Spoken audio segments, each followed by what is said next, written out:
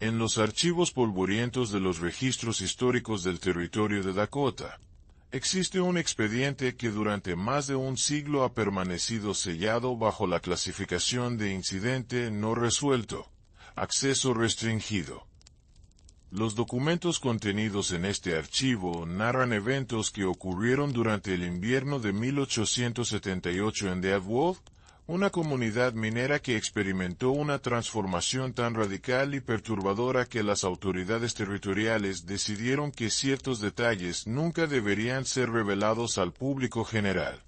Sin embargo, testimonios fragmentarios, diarios personales recuperados décadas después, y evidencia física que desafiaba explicación convencional han permitido la reconstrucción parcial de una historia que redefine completamente nuestra comprensión de los límites entre realidad y pesadilla en el Viejo Oeste. Lo que comenzó como una simple visita de un circo ambulante se transformó en un caso que involucró desapariciones masivas, alteraciones inexplicables de la realidad física, y testimonios de supervivientes que fueron sistemáticamente desacreditados por autoridades que preferían mantener ciertos secretos enterrados para siempre. En las polvorientas calles de Deadwood durante el brutal invierno de 1878, cuando el frío cortaba como cuchillo y los vientos aullaban entre las construcciones precarias de madera, llegó una caravana que cambiaría para siempre el destino de este asentamiento minero. El convoy, compuesto por 3 carromatos cubiertos con lonas descoloridas y manchadas por años de viaje, se detuvo en las afueras del pueblo mientras los habitantes observaban con una mezcla de curiosidad morbosa y desconfianza instintiva. Los caballos, exhaustos y cubiertos de espuma helada, resoplaban vapor en el aire gélido mientras sus jinetes, figuras encapuchadas que parecían surgidas de las pesadillas más oscuras, descendían lentamente de sus monturas sin pronunciar palabra alguna. El líder de esta extraña comitiva era un hombre alto y cadavérico conocido únicamente como Maestro Cornelius, cuyo rostro pálido estaba marcado por cicatrices que parecían contar historias demasiado terribles para ser narradas en voz alta. Sus ojos, de un azul tan intenso que resultaba perturbador, escaneaban el pueblo con la precisión de un depredador evaluando su próxima presa, mientras sus labios finos se curvaban en una sonrisa que jamás alcanzaba aquellas pupilas heladas. Vestía un abrigo negro que llegaba hasta sus tobillos, adornado con botones de plata que reflejaban la luz invernal de manera casi hipnótica, y sus guantes de cuero gastado ocultaban manos que los lugareños pronto descubrirían tenían una habilidad sobrenatural para manipular tanto objetos como voluntades humanas. La noticia de la llegada del peculiar espectáculo se extendió por Deadwood como pólvora encendida, corriendo de boca en boca a través de salones, cantinas y casas de juego con una velocidad que solo las noticias más extraordinarias conseguían alcanzar. Los mineros, cansados de la monotonía brutal de sus vidas subterráneas, comenzaron a fantasear con la promesa de entretenimiento que podría aliviar aunque fuera temporalmente el peso aplastante de su existencia diaria. Las mujeres del pueblo, muchas de ellas prostitutas y esposas de mineros que habían aprendido a encontrar belleza en las cosas más oscuras, susurraban entre ellas sobre las maravillas y horrores que podría contener aquel misterioso espectáculo ambulante que prometía desafiar los límites de lo humanamente posible. Durante 3 días completos, la caravana permaneció inmóvil en las afueras del pueblo mientras Maestro Cornelius y sus asociados realizaban preparativos que nadie podía comprender completamente pero que todos observaban con fascinación creciente. Enormes postes de madera fueron clavados en el suelo helado con una precisión matemática que sugería años de práctica, mientras lonas multicolores pero desvaídas se extendían entre ellos creando una estructura que parecía surgir del aire como un castillo de ensueños y pesadillas. Los sonidos que emanaban del campamento durante estas preparaciones eran indescriptibles, gemidos guturales que podrían haber sido humanos o animales, el chirrido metálico de jaulas siendo arrastradas, y ocasionalmente, risas que helaban la sangre de quienes las escuchaban desde la distancia. El cuarto día, cuando el sol comenzaba su descenso hacia el horizonte montañoso que rodeaba Deadwood, apareció el primer cartel anunciando oficialmente la llegada del extraordinario circo de curiosidades y maravillas sobrenaturales del maestro Cornelius. Las letras, pintadas en rojo sangre sobre fondo negro, prometían experiencias que desafiarían la comprensión humana y espectáculos que permanecerían grabados en la memoria durante el resto de la vida de los espectadores. El precio de admisión era sorprendentemente bajo, apenas $2 por adulto y $1 por niño, una tarifa que parecía casi insultante considerando las grandiosas promesas que se hacían en aquella publicidad que combinaba elegancia tipográfica con amenazas veladas. La primera función estaba programada para la noche siguiente, y durante las 24 horas que precedieron al evento inaugural, la tensión en Deadwood se volvió casi palpable. Los comerciantes locales reportaron un aumento inexplicable en las ventas de alcohol, como si los habitantes estuvieran preparándose inconscientemente para una experiencia que requeriría coraje líquido para ser soportada. Los niños del pueblo, normalmente ruidosos y aventureros, se volvieron extrañamente silenciosos y se mantenían cerca de sus madres, como si algún instinto primitivo les advirtiera sobre peligros que sus mentes jóvenes no podían articular pero que sus corazones presentían con claridad cristalina. Sarah McKinnon, la esposa del sheriff local y una mujer conocida por su pragmatismo inquebrantable y su escepticismo hacia cualquier cosa que oliera a charlatanería, fue paradójicamente una de las primeras en comprar boletos para ella y su familia. Su esposo, James McKinnon, un hombre curtido por años de mantener el orden en uno de los pueblos más violentos del oeste, intentó disuadirla argumentando que algo en toda la situación le provocaba una desazón profunda que no podía explicar racionalmente. Sin embargo, Sarah había detectado en los ojos de su marido la misma curiosidad morbosa que consumía al resto del pueblo, y sabía que su resistencia era más teatral que genuina. La tarde previa a la función inaugural, mientras los últimos rayos de sol se filtraban a través de las nubes bajas que amenazaban con nieve, Maestro Cornelius hizo su primera aparición pública real en el centro del pueblo. Caminó lentamente por la calle principal con una elegancia que parecía fuera de lugar en aquel entorno rústico, deteniéndose ocasionalmente para intercambiar palabras con los lugareños que se acercaban con mezcla de fascinación y temor. Su voz, cuando finalmente la escucharon, era suave pero penetrante, con un acento que nadie logró identificar completamente pero que sugería orígenes europeos refinados y posiblemente aristocráticos. Durante estas conversaciones casuales, Cornelius demostró un conocimiento inquietante sobre los habitantes del pueblo que no tenía explicación lógica posible. El interior de la carpa superó todas las expectativas, tanto positivas como negativas, de quienes se aventuraron a cruzar el umbral de entrada. El espacio parecía imposiblemente más grande de lo que las dimensiones exteriores sugerían, con un techo que se perdía en las sombras superiores y gradas de madera que se elevaban en círculos concéntricos alrededor de una pista central. Las antorchas, dispuestas con precisión matemática,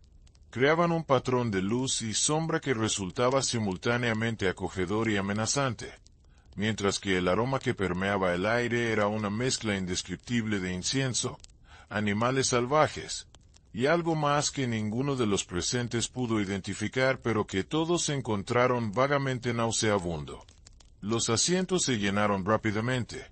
y pronto cada superficie disponible estaba ocupada por espectadores cuya anticipación había evolucionado hacia una tensión casi insoportable. Familias completas se sentaron juntas, aferrándose inconscientemente unas a otras como si presintieran que la proximidad física les proporcionaría algún tipo de protección contra lo desconocido. Los mineros, normalmente ruidosos y jocosos en reuniones públicas, permanecían inusualmente silenciosos, con sus rostros endurecidos por años de trabajo subterráneo mostrando una vulnerabilidad que rara vez permitían que otros vieran. Justo cuando la tensión amenazaba con volverse insoportable, las antorchas se atenuaron súbitamente hasta convertirse en meras brasas parpadeantes, sumergiendo el interior de la carpa en una penumbra que hacía que los rostros de los espectadores parecieran máscaras espectrales flotando en la oscuridad. Un silencio absoluto se instaló sobre la multitud, roto únicamente por el sonido de respiraciones contenidas y el ocasional crujido de madera asentándose bajo el peso de cientos de cuerpos tensos. Entonces, desde las profundidades de aquella oscuridad casi palpable, comenzó a emerger una música que ninguno de los presentes había escuchado jamás, una melodía que parecía surgir simultáneamente desde todas las direcciones y desde ninguna en particular. La primera atracción emergió de las sombras como una aparición surgida de los más oscuros rincones de la imaginación humana. Era una mujer, o al menos algo que había sido una mujer en algún momento de su existencia, cuyo cuerpo había sido modificado de maneras que desafiaban toda comprensión médica conocida. Sus brazos se habían extendido hasta alcanzar proporciones imposibles, permitiéndole tocar el suelo con las palmas de las manos mientras permanecía perfectamente erguida, y su piel había adquirido una textura y coloración que recordaba más al cuero curtido que a tejido humano vivo. Se movía con una gracia fluida que resultaba hipnótica y repulsiva a la vez, ejecutando contorsiones que habrían partido en dos a cualquier persona normal mientras sus ojos, enormes y completamente negros, escaneaban a la audiencia con una inteligencia que parecía demasiado antigua y sabia para pertenecer a un ser humano. Suscríbete al canal para no perderte los casos más perturbadores del viejo oeste, porque las historias que estás a punto de descubrir cambiarán para siempre tu percepción de lo que realmente ocurrió en aquellos territorios inexplorados donde la civilización apenas había dejado su huella. Esta mujer serpentina, que se presentó mediante gestos fluidos como la señora Longitud, comenzó una demostración de flexibilidad que trascendía los límites de la anatomía humana, doblándose y retorciéndose de maneras que provocaron náuseas visibles en varios espectadores, mientras otros permanecían paralizados por una fascinación morbosa que no podían controlar ni comprender completamente. Su actuación duró exactamente 13 minutos, durante los cuales no pronunció una sola palabra pero logró comunicar emociones y sensaciones que las palabras nunca podrían haber transmitido. Utilizando únicamente el lenguaje de su cuerpo imposible, narró una historia de transformación, pérdida y adaptación que resonó en algún nivel primitivo con cada persona presente en aquella carpa. Cuando finalmente se retiró, deslizándose hacia las sombras con movimientos que parecían más reptilianos que mamíferos, dejó tras de sí un silencio cargado de significados que los espectadores tardarían días en comenzar a procesar completamente. La segunda atracción fue anunciada por el sonido de cadenas siendo arrastradas sobre el suelo de tierra compactada. Un ruido metálico que creó un ritmo hipnótico que pareció sincronizarse con los latidos colectivos de los corazones presentes. Desde la penumbra emergió una figura que inicialmente pareció ser un hombre de estatura normal, pero conforme se acercó al centro de la pista, las proporciones se revelaron como una ilusión óptica creada por la iluminación estratégica. En realidad, la criatura medía al menos 8 pies de altura, con extremidades que se extendían en ángulos que violaban las leyes básicas de la geometría humana,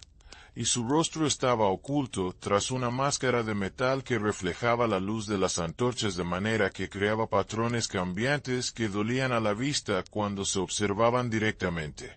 Este ser, que Maestro Cornelius presentó simplemente como el geometría viviente, comenzó una rutina que combinaba elementos de danza, acrobacia y algo más siniestro que no tenía nombre en ningún idioma conocido. Sus movimientos parecían desafiar no solo las limitaciones físicas del cuerpo humano, sino también las leyes fundamentales de la física. creando ilusiones ópticas que hacían que los espectadores dudaran de la confiabilidad de sus propios sentidos. Algunos testigos juraron posteriormente haber visto extremidades adicionales materializándose y desvaneciéndose durante la actuación, mientras otros insistieron en que la figura había logrado estar en múltiples ubicaciones simultáneamente dentro de la pista circular. La demostración de geometría viviente alcanzó su clímax cuando la criatura comenzó a emitir sonidos que no podrían describirse como vocalizaciones humanas. Eran frecuencias que parecían resonar directamente en los huesos de los espectadores, creando sensaciones físicas que variaban desde escalofríos placenteros hasta náuseas debilitantes, dependiendo de la sensibilidad individual de cada oyente. Varios niños comenzaron a llorar sin razón aparente, mientras que algunos adultos reportaron experiencias sensoriales que incluían la percepción de olores y sabores que no tenían fuente identificable en el ambiente circundante. Durante los 20 minutos que duró esta segunda actuación, 3 espectadores abandonaron la carpa, incapaces de soportar la intensidad de sensaciones que la presencia de geometría viviente generaba en sus sistemas nerviosos. Sin embargo, la mayoría de la audiencia permaneció completamente cautivada, como si estuvieran bajo algún tipo de hechizo que les impedía apartar la mirada de la figura danzante que continuaba desafiando todas las concepciones previas que tenían sobre las limitaciones del cuerpo humano y las leyes naturales que gobernaban el movimiento y el espacio. El tercer acto introdujo un elemento que elevó la inquietud general a nuevos niveles de intensidad cuando Maestro Cornelius apareció personalmente en el centro de la pista, acompañado por una jaula cubierta por una lona negra que requirió 4 hombres enormemente musculosos para ser transportada hasta su posición. La jaula era claramente muy pesada, y los ruidos que emanaban de su interior sugerían la presencia de algo vivo que se movía con considerable agitación, ocasionalmente golpeando los barrotes metálicos con una fuerza que hacía que toda la estructura vibrara visiblemente. Los sonidos no eran claramente humanos ni animal, sino algo intermedio que creaba una disonancia cognitiva perturbadora en los cerebros de quienes los escuchaban. Cornelius, con su característica sonrisa que jamás alcanzaba sus ojos helados, dirigió unas palabras a la audiencia por primera vez durante la velada, explicando que lo que estaban a punto de presenciar era el resultado de experimentos científicos que habían empujado las fronteras del conocimiento humano hacia territorios previamente inexplorados. Su voz, amplificada de alguna manera que no era inmediatamente aparente, llenó cada rincón de la carpa con una calidad hipnótica que hizo que varios espectadores sintieran como si las palabras estuvieran siendo grabadas directamente en sus mentes en lugar de simplemente escuchadas a través de sus oídos. Habló de la evolución, de la adaptación, y de la maleabilidad fundamental de lo que la humanidad consideraba como limitaciones biológicas inmutables. Con un gesto dramático que había sido claramente perfeccionado a través de cientos de presentaciones anteriores, Cornelius retiró la lona negra de un solo tirón, revelando el contenido de la jaula a una audiencia que inmediatamente deseó no haber venido nunca a presenciar aquel espectáculo. Dentro de los barrotes, en una posición que podría haber sido sentada o acuclillada, se encontraba algo que había sido inequívocamente humano en algún momento de su existencia, pero que había sido modificado de maneras tan radicales que su humanidad original era ahora apenas reconocible bajo las alteraciones que habían sido implementadas en su forma física. La criatura tenía múltiples extremidades que habían sido injertadas o cultivadas en ubicaciones anatómicamente imposibles, creando una silueta que dolía contemplar porque el cerebro humano no tenía categorías adecuadas para procesarla. Sus ojos, que aún conservaban una chispa de inteligencia humana que hacía toda la situación infinitamente más perturbadora, se movían constantemente escaneando las caras de los espectadores con una expresión que combinaba súplica desesperada con una aceptación resignada de su destino. Cuando ocasionalmente abría lo que podría haber sido su boca original, Emisiones sonoras que podrían haber sido intentos de comunicación emergían junto con otros ruidos que claramente provenían de sistemas vocales adicionales que habían sido implementados en su anatomía modificada. Activa las notificaciones para recibir alertas cada vez que publiquemos nuevos relatos de horror histórico, porque la historia que se está desarrollando ante nuestros ojos apenas ha comenzado a revelar sus secretos más oscuros y perturbadores. La reacción de la audiencia ante esta revelación fue inmediata y visceral. Varios espectadores vomitaron directamente en los asientos, otros comenzaron a rezar en voz alta, invocando protección divina, y un número considerable simplemente se levantó y corrió hacia las salidas, empujando a otros en su desesperación por escapar de la visión que acababan de presenciar. Sin embargo, aquellos que permanecieron descubrieron que sus piernas parecían haberse vuelto de plomo, incapaces de moverse a pesar de que cada fibra de su ser les gritaba que huyeran inmediatamente. Maestro Cornelius, aparentemente deleitándose con las reacciones de horror que había provocado, comenzó a explicar con detalle científico escalofriante los procedimientos que habían resultado en la creación de aquella abominación viviente. Describió técnicas de injerto que combinaban conocimientos médicos avanzados con prácticas que parecían surgir de tradiciones mucho más oscuras y antiguas, metodologías que habían permitido no solo la supervivencia del sujeto durante las modificaciones extremas, sino también el mantenimiento de su conciencia a lo largo de todo el proceso de transformación. Sus palabras pintaron un cuadro de experimentación que había durado meses, durante los cuales la víctima había permanecido consciente y capaz de experimentar cada momento de su metamorfosis gradual. La cuarta atracción fue precedida por un cambio atmosférico tan pronunciado que incluso los espectadores más escépticos no pudieron atribuirlo a coincidencia o sugestión colectiva.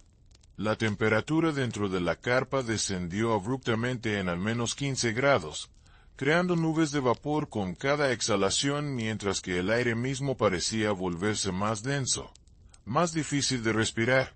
como si alguna presencia invisible estuviera desplazando el oxígeno disponible.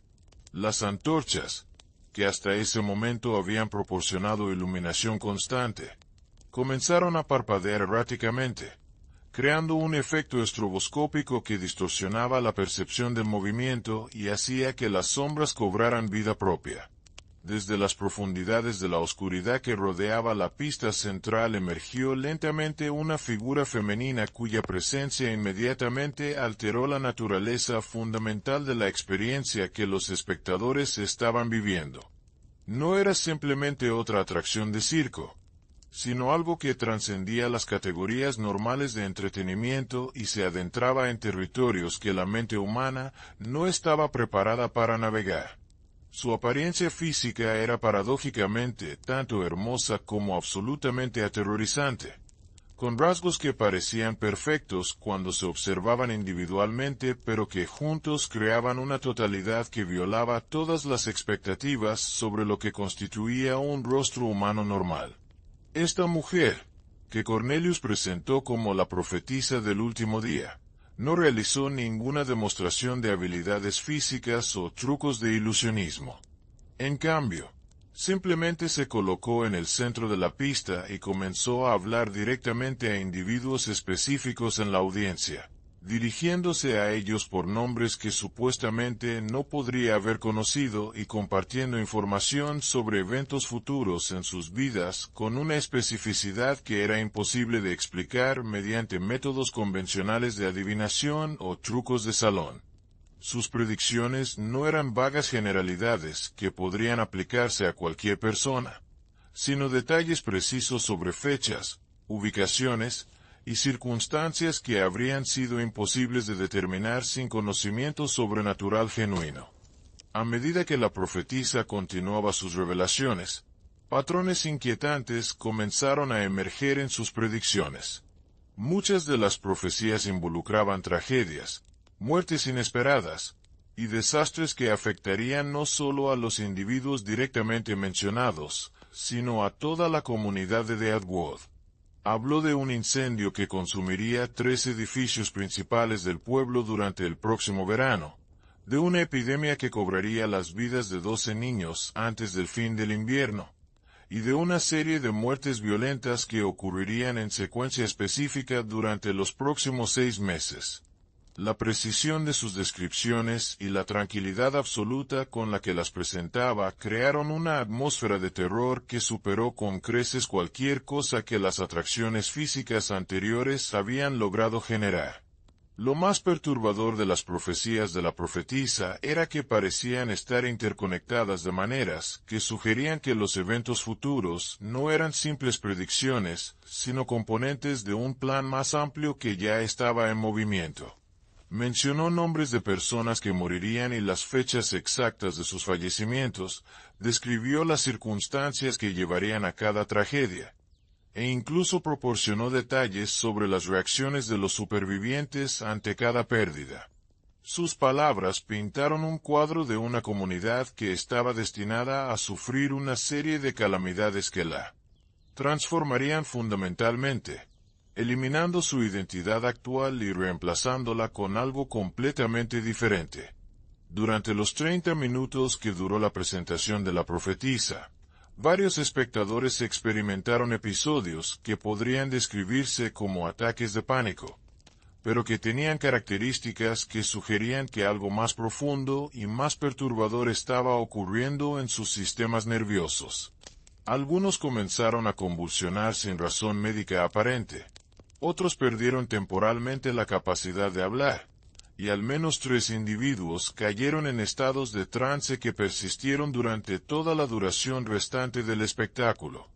Aquellos que permanecieron conscientes y funcionales describieron posteriormente sensaciones de estar siendo observados por ojos invisibles y la percepción de voces susurrando en idiomas desconocidos directamente en sus oídos.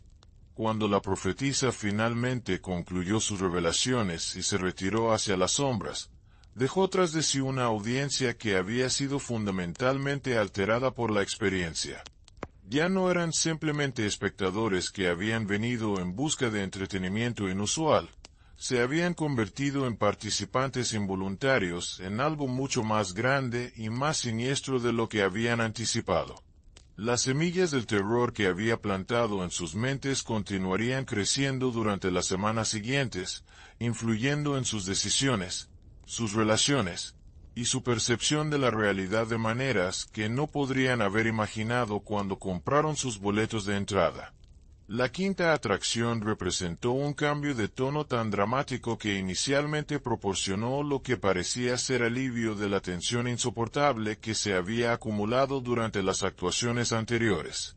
Un grupo de 5 niños, aparentemente de edades entre 8 y 12 años, emergió de las sombras cantando una melodía infantil que resultaba familiar y reconfortante después de las experiencias perturbadoras que habían precedido su aparición. Vestían ropas simples pero limpias que parecían más apropiadas para una escuela dominical que para un circo de curiosidades, y sus rostros mostraban la inocencia genuina que solo los niños pueden proyectar de manera convincente. Sin embargo, conforme su actuación progresaba, detalles sutiles pero inquietantes comenzaron a emerger que gradualmente erosionaron la sensación de alivio que su presencia inicial había proporcionado. Sus voces, aunque dulces y armoniosas, ocasionalmente producían notas que estaban ligeramente fuera del rango vocal normal para niños de sus edades aparentes, sugiriendo que tal vez no eran exactamente lo que parecían ser. Sus movimientos, aunque coordinados y elegantes, incluían gestos que eran demasiado sofisticados y ceremoniales para haber sido aprendidos a través del juego infantil normal, indicando un nivel de entrenamiento que era inconsistente con sus apariencias juveniles. La canción que interpretaban, aunque inicialmente familiar, gradualmente se transformó en algo más complejo y más oscuro conforme continuaron su presentación.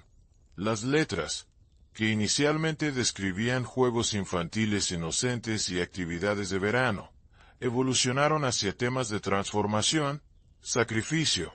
y rituales que requerían conocimientos que ningún niño debería poseer. Sus voces se entrelazaban de maneras que creaban armonías imposibles, produciendo frecuencias que resonaban en los huesos de los espectadores y generaban sensaciones físicas que variaban desde placer estético hasta incomodidad profunda, dependiendo de la sensibilidad individual de cada oyente.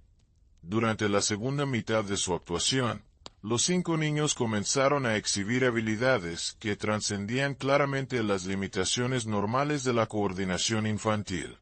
Ejecutaron secuencias de danza que requerían años de entrenamiento profesional. Realizaron acrobacias que habrían sido desafiantes para adultos experimentados, y demostraron una sincronización tan perfecta que parecía sobrenatural en su precisión. Sus rostros, durante estas demostraciones de habilidad extraordinaria, permanecían completamente serenos y desapasionados, como si las proezas físicas que estaban realizando no requirieran esfuerzo consciente alguno por su parte. El clímax de su presentación llegó cuando los 5 se colocaron en formación circular en el centro de la pista y comenzaron a cantar en lo que sonaba como latín arcaico, aunque ningún espectador presente tenía suficiente conocimiento de idiomas antiguos para confirmar esta impresión. Sus voces se elevaron en volumen e intensidad hasta alcanzar niveles que deberían haber sido imposibles para cuerdas vocales infantiles, llenando la carpa con sonido que parecía vibrar en frecuencias que afectaban no solo los oídos, sino todo el sistema nervioso de quienes lo escuchaban. Durante estos momentos finales, varios espectadores reportaron visiones fugaces de imágenes que no podrían haber estado presentes en la realidad física, incluyendo figuras espectrales moviéndose entre las sombras y patrones geométricos complejos flotando en el aire. Cuando finalmente terminaron su actuación y se retiraron en fila ordenada hacia la oscuridad perimetral, dejaron tras de sí un silencio que estaba cargado de significados que los espectadores no podían articular pero que sentían con una claridad que era casi física en su intensidad. Muchos de los presentes describieron posteriormente una sensación de haber sido testigos de algo que era simultáneamente hermoso y profundamente perturbador, una experiencia que desafió sus concepciones previas sobre la naturaleza de la infancia, la inocencia, y los límites de las capacidades humanas normales. El sexto acto introdujo un elemento completamente diferente cuando Maestro Cornelius anunció que la siguiente demostración requeriría la participación voluntaria de miembros de la audiencia, específicamente solicitando que 3 individuos adultos se presentaran como voluntarios para una experiencia que prometió sería memorable de maneras que no podrían anticipar completamente. La solicitud creó una tensión palpable en la carpa, ya que después de todo lo que habían presenciado, la perspectiva de participación directa generaba una mezcla de fascinación morbosa y terror genuino que hacía que la decisión de participar fuera extraordinariamente difícil de tomar. Sorprendentemente, 3 hombres se levantaron casi inmediatamente para ofrecerse como voluntarios. Tom Harrison, un minero de 35 años conocido por su valentía temeraria y su tendencia a aceptar cualquier apuesta sin importar las probabilidades. Michael O'Brien, el herrero local cuya fuerza física era legendaria en todo el territorio y sorprendentemente, el reverendo Samuel Matthews, el ministro metodista del pueblo cuya participación en tal evento parecía completamente inconsistente con su carácter normalmente conservador y cauteloso. Los 3 hombres se dirigieron hacia la pista central con pasos que mostraban más determinación que confianza, claramente conscientes de que se estaban adentrando en territorio desconocido. Cornelius recibió a los voluntarios con su sonrisa característica y procedió a explicar que serían sometidos a una demostración de hipnosis colectiva que revelaría aspectos de sus personalidades y memorias que normalmente permanecían ocultos en las profundidades de sus mentes subconscientes. Utilizando técnicas que combinaban métodos tradicionales de inducción hipnótica con elementos que parecían surgir de tradiciones mucho más antiguas y esotéricas, logró sumergir a los 3 hombres en estados alterados de conciencia en cuestión de minutos. Una velocidad de inducción que era impresionante incluso para espectadores que no tenían experiencia previa con fenómenos hipnóticos. Una vez que los voluntarios estuvieron completamente bajo su influencia, Cornelius comenzó a dirigirles preguntas que gradualmente revelaron información sobre sus vidas que era imposible que hubiera obtenido a través de medios convencionales. Extrajo detalles sobre experiencias de la infancia que los hombres habían olvidado completamente, secretos que habían guardado durante décadas, y aspectos de sus personalidades que habían suprimido conscientemente pero que continuaban influyendo en sus comportamientos de maneras sutiles pero significativas. La información que emergió durante estas sesiones improvisadas de hipnoterapia creó una intimidad forzada entre los voluntarios y la audiencia que era simultáneamente fascinante y profundamente incómoda. Sin embargo, conforme la demostración progresaba, se hizo evidente que Cornelius no estaba simplemente revelando información preexistente, sino que estaba activamente implantando nuevas memorias e impulsos en las mentes de los voluntarios. Utilizando técnicas de sugestión que eran claramente más sofisticadas que la hipnosis tradicional, comenzó a alterar las estructuras fundamentales de personalidad de los tres hombres, introduciéndoles compulsiones y obsesiones que transformarían sus comportamientos de maneras permanentes. Los cambios eran sutiles pero profundos, diseñados para manifestarse gradualmente durante las semanas siguientes de maneras que parecerían ser evoluciones naturales de carácter en lugar de manipulaciones externas. Cuando finalmente despertó a los voluntarios de sus trances, los tres hombres parecían superficialmente inalterados, pero mostraban microexpresiones y patrones de lenguaje corporal que sugerían que algo fundamental había cambiado en sus estructuras psicológicas básicas. Tom Harrison, normalmente extrovertido y sociable, mostraba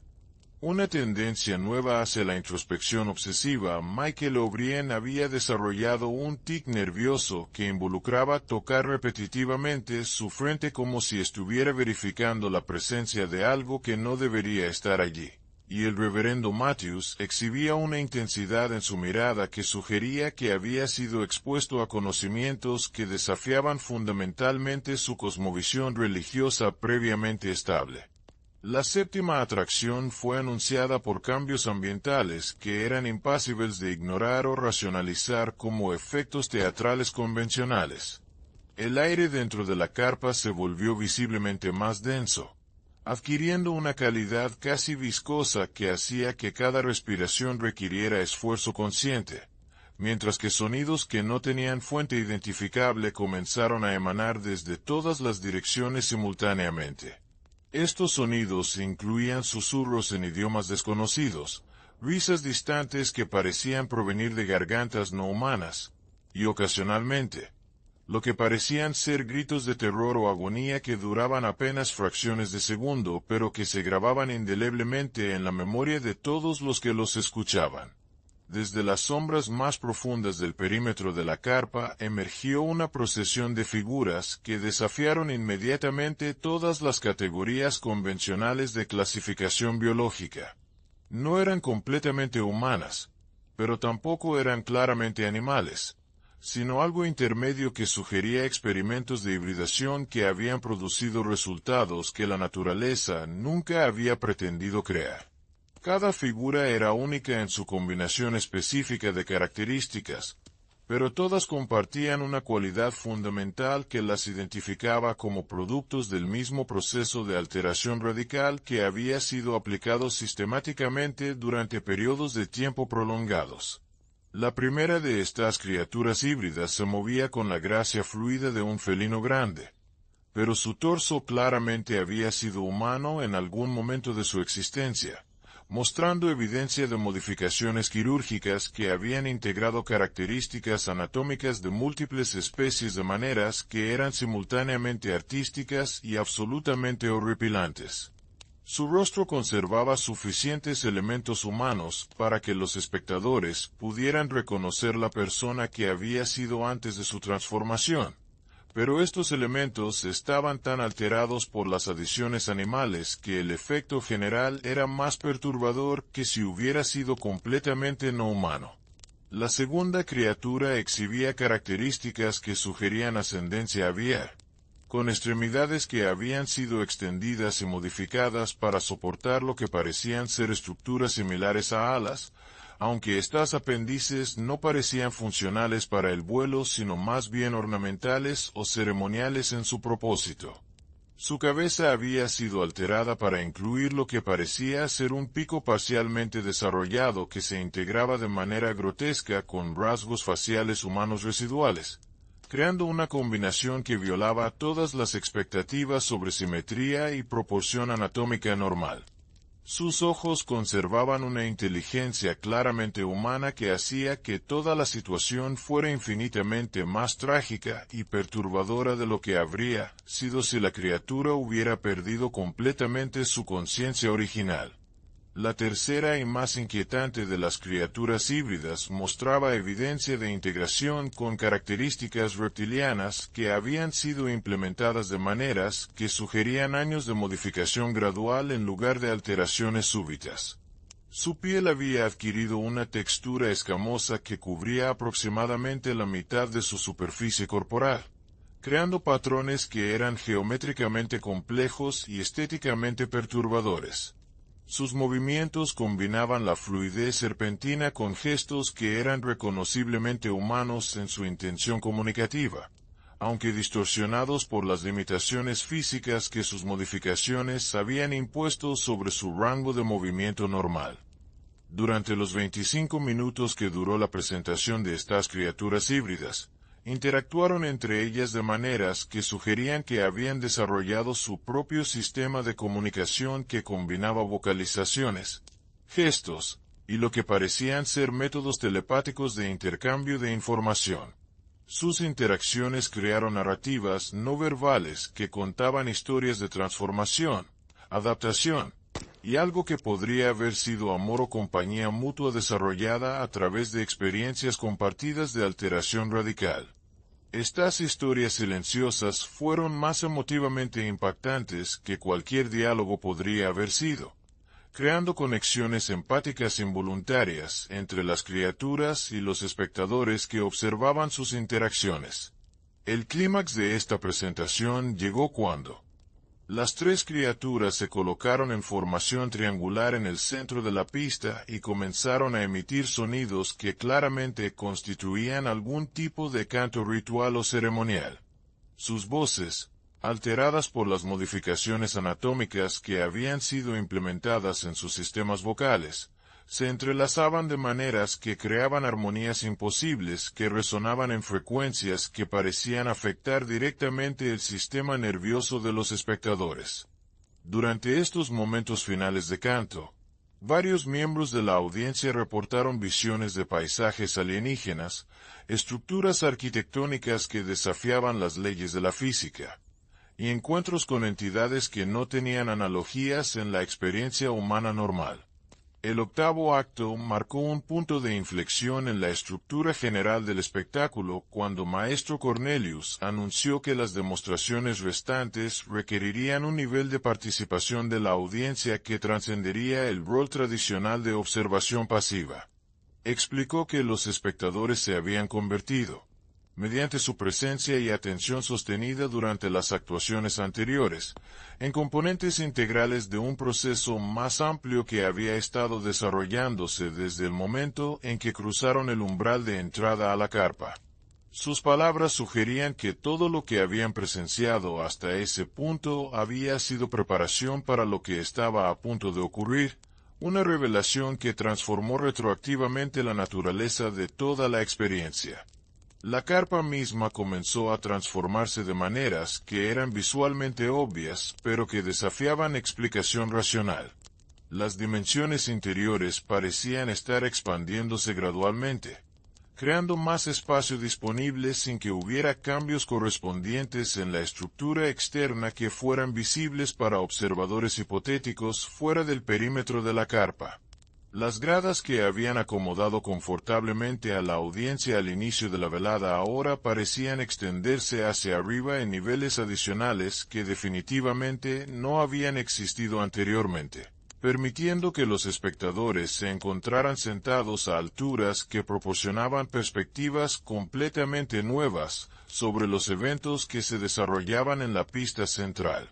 Simultáneamente, los espectadores comenzaron a experimentar alteraciones en sus propias percepciones sensoriales que no podían ser atribuidas a trucos de iluminación o efectos ambientales convencionales.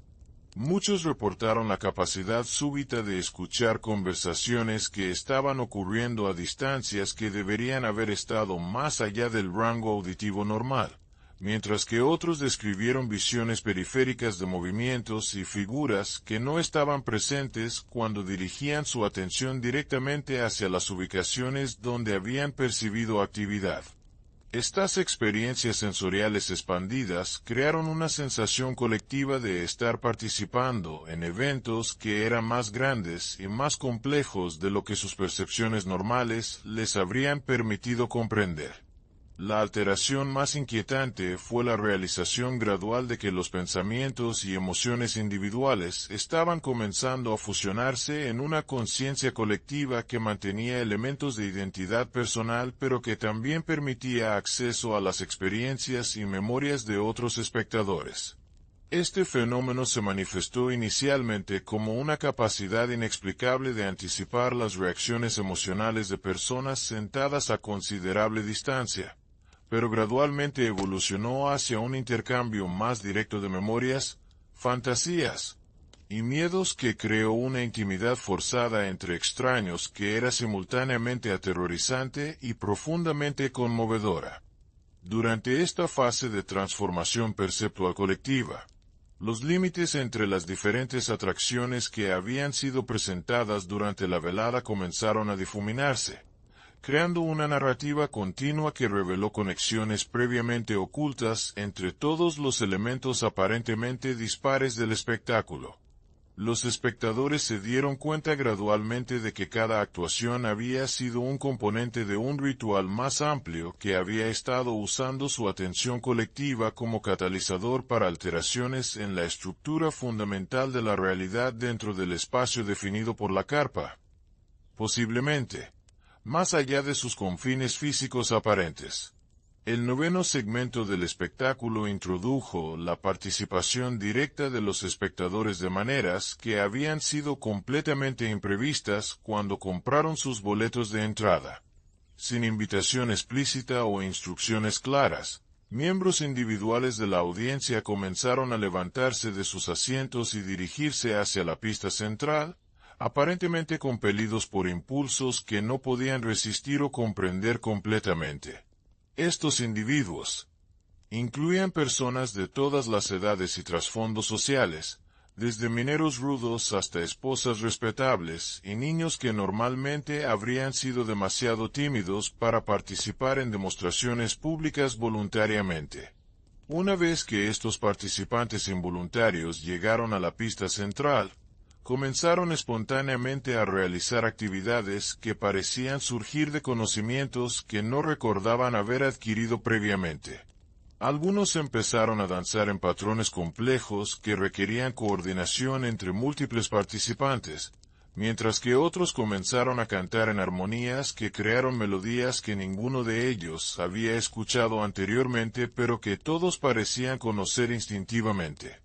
La sincronización de estas actividades espontáneas era tan precisa que claramente no podría haber resultado de coincidencia o improvisación casual.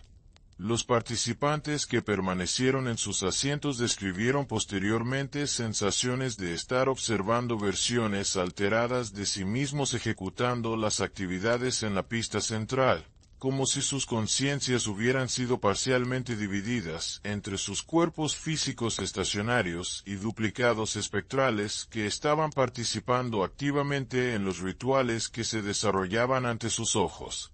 Esta experiencia de bilocalización de conciencia creó una profunda desorientación que persistió durante días después del evento, haciendo que muchos cuestionaran la naturaleza fundamental de la identidad personal y la unicidad de la experiencia individual. Durante aproximadamente 40 minutos, la pista central se llenó de actividad que combinaba elementos de danza ritual, teatro participativo, y algo más profundo que no tenía precedentes en las tradiciones culturales conocidas por los habitantes de Deadwood. Los participantes crearon patrones geométricos complejos a través de sus movimientos, generaron frecuencias vocales que resonaron en armonías impasibles, y ocasionalmente se involucraron en interacciones físicas que parecían transmitir información o energía de maneras que trascendían la comunicación normal entre individuos separados. La culminación de esta fase participativa ocurrió cuando todos los individuos que habían sido compelidos a unirse a las actividades en la pista central simultáneamente se detuvieron en formaciones específicas que crearon un patrón mandálico complejo que era claramente visible desde las perspectivas elevadas que los espectadores restantes habían adquirido debido a las alteraciones en la estructura de la carpa. Este patrón permaneció estático durante aproximadamente 3 minutos, durante los cuales un silencio absoluto se instaló sobre toda la congregación, roto únicamente por sonidos que parecían emanar desde fuentes ubicadas significativamente por debajo del nivel del suelo de la carpa. El 10º acto representó el punto de no retorno en la progresión de eventos que había estado desarrollándose desde el inicio de la velada, cuando se hizo evidente que los espectadores ya no tenían la opción de abandonar la carpa si decidían que habían experimentado suficiente entretenimiento inusual para una sola noche. Los intentos de varios individuos de dirigirse hacia las salidas revelaron que las aberturas que habían utilizado para ingresar ya no conducían al exterior de Deadwood, sino a espacios que parecían ser extensiones de la carpa que se adentraban en direcciones que violaban la geometría tridimensional normal del territorio circundante. Estos espacios adicionales estaban poblados por versiones alteradas de las atracciones que habían sido presentadas durante las fases anteriores del espectáculo, pero que habían evolucionado o sido modificadas de maneras que las hacían significativamente más interactivas y menos predecibles en sus comportamientos.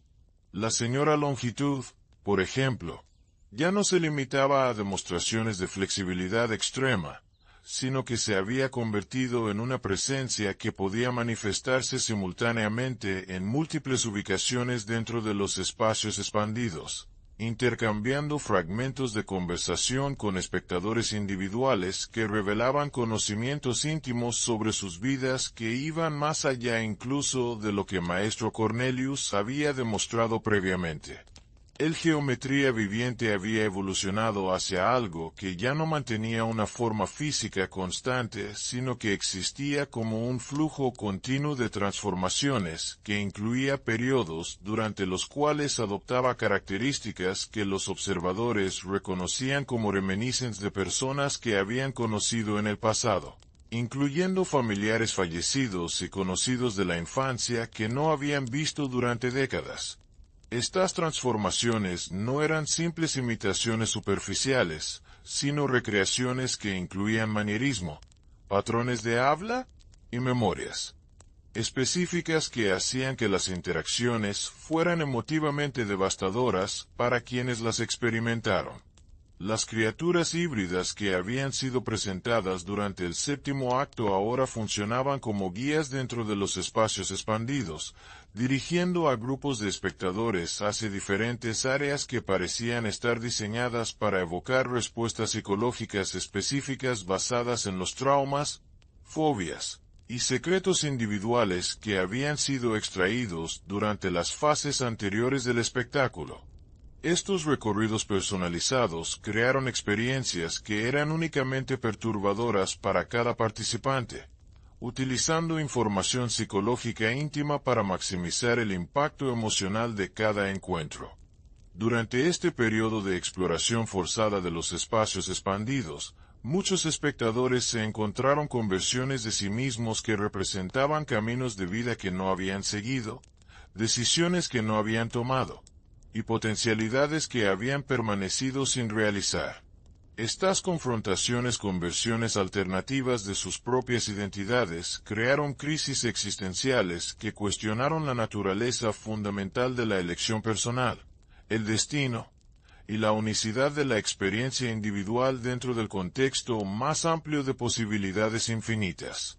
Los 5 niños que habían cantado durante la quinta atracción ahora aparecían esporádicamente a lo largo de los espacios expandidos, pero sus canciones habían evolucionado hacia composiciones que incorporaban elementos biográficos específicos de los espectadores que las escuchaban, creando versiones personalizadas de sus melodías originales que contaban las historias de vida de individuos particulares en formas que eran simultáneamente hermosas y profundamente violadoras de la privacidad. Psicológica. Estas canciones personalizadas revelaban aspectos de las vidas de los oyentes que ellos mismos habían olvidado o suprimido conscientemente, funcionando como formas involuntarias de terapia que forzaban confrontaciones con memorias y traumas no resueltos. El 11º segmento introdujo elementos que clarificaron que los eventos que se desarrollaban dentro de la carpa y sus espacios asociados no eran simplemente entretenimiento elaborado, sino componentes de un proceso de transformación que tenía implicaciones que se extenderían significativamente más allá de la duración de una sola velada. Los espectadores comenzaron a experimentar cambios físicos que inicialmente fueron sutiles, pero que gradualmente se volvieron más pronunciados, incluyendo alteraciones en la percepción sensorial que permitían la detección de frecuencias de luz y sonido que previamente habían estado fuera del rango de percepción humana normal. Estas modificaciones perceptuales revelaron aspectos del entorno que habían estado presentes durante toda la velada pero que habían permanecido invisibles para los sistemas sensoriales convencionales. Los espacios que rodeaban las áreas de actividad principal estaban poblados por entidades que claramente no eran humanas, pero que mostraban evidencia de inteligencia sofisticada y propósitos que involucraban la observación y documentación detallada de las respuestas humanas a los diversos estímulos que estaban siendo presentados durante el transcurso del espectáculo. Los cambios físicos que estaban experimentando los espectadores no se limitaban a alteraciones sensoriales, sino que incluían modificaciones que afectaban sus capacidades cognitivas de maneras que inicialmente parecían representar mejoras significativas en inteligencia, memoria y procesamiento de información. Sin embargo, conforme estas capacidades expandidas se desarrollaron, se hizo evidente que venían acompañadas de alteraciones en la estructura de personalidad que eliminaban gradualmente aspectos de individualidad que previamente habían sido considerados fundamentales para la identidad personal.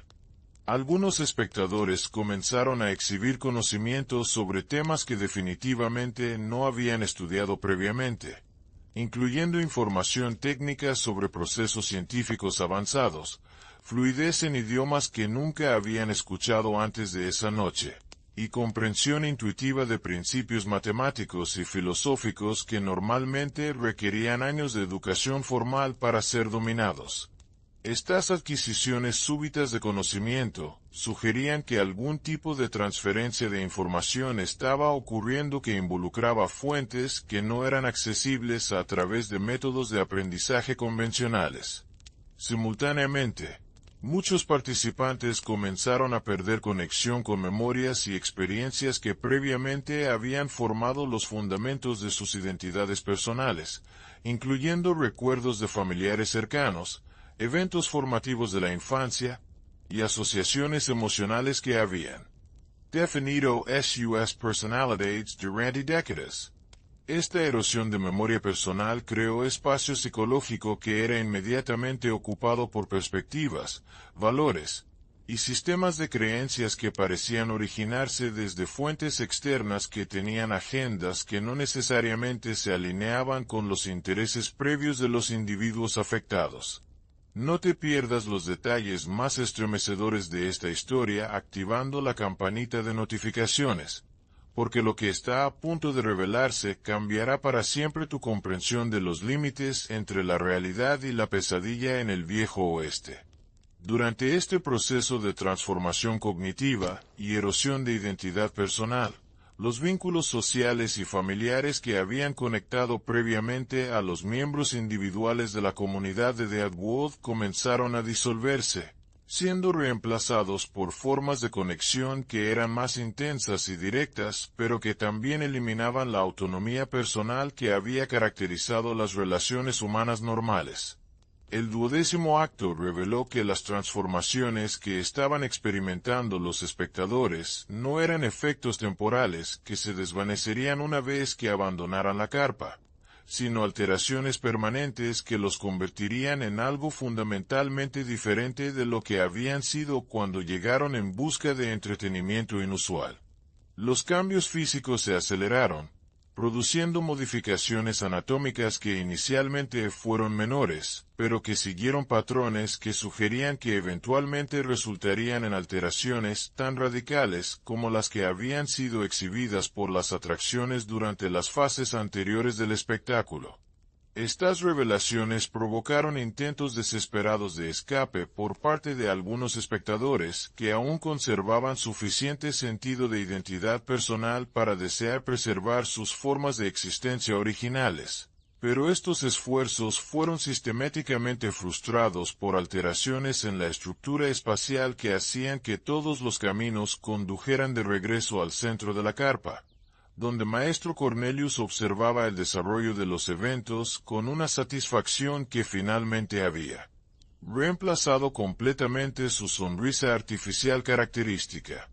Los últimos vestigios de resistencia fueron eliminados cuando los espectadores se dieron cuenta de que sus familias y seres queridos que no habían asistido al espectáculo también estaban experimentando transformaciones, aunque desde distancias considerables y sin exposición directa a los eventos que se desarrollaban dentro de la carpa. Esta revelación confirmó que el alcance del proceso de alteración se extendía significativamente más allá de los límites físicos aparentes del espectáculo, sugiriendo que toda la comunidad de Deadwood había sido seleccionada como sujeto de un experimento que trascendía las categorías convencionales de entretenimiento o incluso manipulación humana. Durante las horas finales antes del amanecer, cuando los eventos dentro de la carpa alcanzaron su culminación, la estructura física del espectáculo comenzó a disolverse gradualmente, pero no de maneras que permitieran el regreso de los participantes a sus vidas anteriores. En cambio, la disolución reveló que los espacios que habían parecido ser construcciones temporales eran en realidad interfaces con dimensiones que existían paralelas al mundo físico normal, y que las transformaciones que habían experimentado los espectadores los habían preparado para existir permanentemente dentro de estos espacios alternativos. Las últimas observaciones registradas por testigos externos que lograron mantener distancia segura del perímetro del espectáculo describieron la carpa desvaneciéndose como humo mientras figuras que ya no eran reconociblemente humanas se dispersaban hacia direcciones que no correspondían a ninguna geografía conocida del territorio circundante. Al amanecer, no quedaba evidencia física de que el espectáculo hubiera existido jamás, excepto por depresiones circulares en el suelo helado y una ausencia total de los más de 200 residentes de Deadwood que habían asistido a la función inaugural. Los registros oficiales clasificaron el incidente como una evacuación masiva causada por amenazas de ataques indígenas, pero investigadores no oficiales que llegaron semanas después encontraron evidencia que contradecía esta explicación convencional. Las propiedades personales de los desaparecidos permanecían intactas en sus hogares, no había signos de preparación para viaje, y varios testigos en comunidades vecinas reportaron avistamientos de luces y sonidos inexplicables que continuaron durante meses después de la fecha oficial de la supuesta evacuación. Los pocos supervivientes que permanecieron en Deadwood después de los eventos de esa noche nunca proporcionaron testimonios coherentes sobre lo que habían presenciado, pero todos exhibían cambios de personalidad que sus familiares describieron como transformaciones fundamentales de carácter. Algunos desarrollaron habilidades que no habían poseído previamente, mientras que otros perdieron capacidades que habían definido sus identidades durante décadas, creando patrones de alteración que sugerían exposición a influencias que habían reconfigurado aspectos básicos de su funcionamiento neurológico. El caso del espectáculo de curiosidades que visitó Deadwood durante el invierno de 1878 permanece como uno de los eventos más perturbadores y menos comprendidos en la historia del viejo oeste americano. Los documentos oficiales que sobreviven proporcionan apenas fragmentos de información que han sido sanitizados para eliminar detalles que las autoridades consideraron demasiado perturbadores para el conocimiento público. Pero las evidencias circunstanciales sugieren que los eventos de esa noche representaron algo mucho más significativo que un simple caso de entretenimiento que salió terriblemente mal. Las transformaciones experimentadas por los participantes, la naturaleza imposible de los espacios que fueron creados dentro y alrededor de la carpa, y el destino final de los más de 200 individuos que simplemente se desvanecieron sin dejar rastro físico, apuntan hacia la intervención de fuerzas que trascendían completamente la comprensión científica de la época y que posiblemente continúan desafiando explicación racional incluso con el conocimiento moderno. Los investigadores que han dedicado años a examinar los fragmentos de evidencia disponibles han llegado a conclusiones que cuestionan no solo los límites de lo que consideramos posible dentro de las leyes naturales conocidas, sino también la naturaleza fundamental de la realidad, la identidad personal, y los mecanismos a través de los cuales la conciencia individual se relaciona con dimensiones de existencia que normalmente permanecen inaccesibles para la percepción humana convencional. Si estas conclusiones son correctas, el caso de Deadwood representa no solo una tragedia histórica, sino una ventana hacia aspectos de la realidad que la humanidad aún no está preparada para comprender completamente, lo que explica por qué ciertos archivos permanecen sellados y por qué las autoridades han mantenido durante más de un siglo una política de negación sistemática respecto a eventos que,